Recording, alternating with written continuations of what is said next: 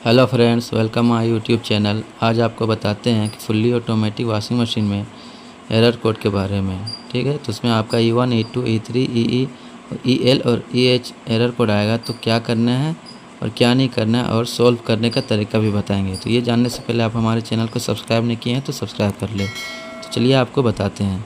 जब भी आपका E1 एरर कोड आए तो आपको वाटर इनलेट वाल्व चेक करना है। उसमें आपका लाइन आ रहा है कि नहीं आ रहा है और वो ऑन हो रहा है कि नहीं हो रहा है। वो ऑन नहीं होता है तो आपका E1 का एरर कोड आएगा।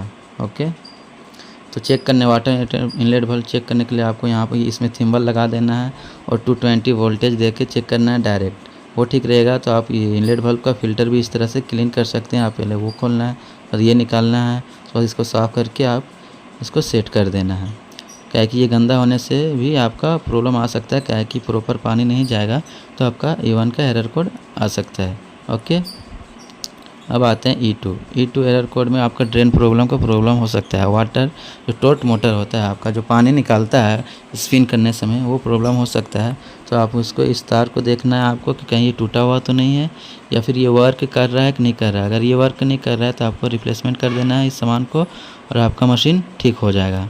ओके, अब आते हैं E3 एरर कोड के बारे में। तो E3 में आपका डोर लीड स्विच जो है आपका डोर का लीड स्विच है वो ठीक से नहीं लगेगा तो आपका E3 एरर कोड आएगा। तो उसको आपको इस तरह से लीड स्विच रहेगा, इसमें आपको चेक करना है।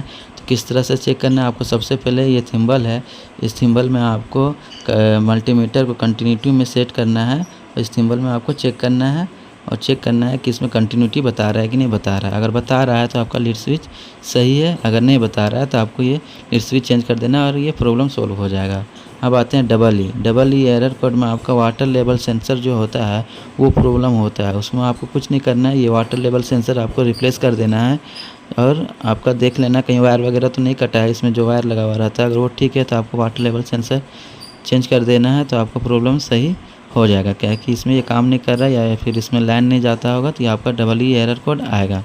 तो अब आते हैं EL एरर कोड के बारे में। तो इसमें आपको देखना है इसका मीनिंग होता है low voltage problem. EL error code आएगा तो आपको लो वोल्टेज प्रॉब्लम आएगा। उसमें आपको बोर्ड चेक करना है कि कितना वोल्टेज आ रहा है। 170 150 से कम आएगा तो आपको ये EL का एरर कोड आएगा। ओके, इसमें आपको वोल्टेज प्रोबर चेक करना है और PCB में कितना वोल्टेज इन कर रहा है वो आपको चेक करना है। ठीक है, इस तरह से आपको चेक करना है। वोल्टेज 220 होना चाहिए और PCB आपको चेक करना है।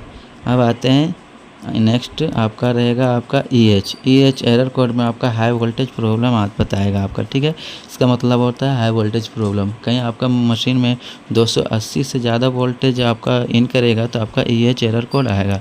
तो उसमें आपको वोल्टेज चेक करना है 200 से 80 से कम होना चाहिए और PCB में चेक करना है कि आपका इनपुट वोल्टेज कितना आ रहा है, 220 से 280 के बीच में वोल्टेज आना चाहिए। तो आप इस तरह से अपने प्रॉब्लम को सॉल्व कर सकते हैं बड़े आसानी से। ठीक है, इसी तरह और जानकारी के लिए हमारे चैनल को सब्सक्राइब करें।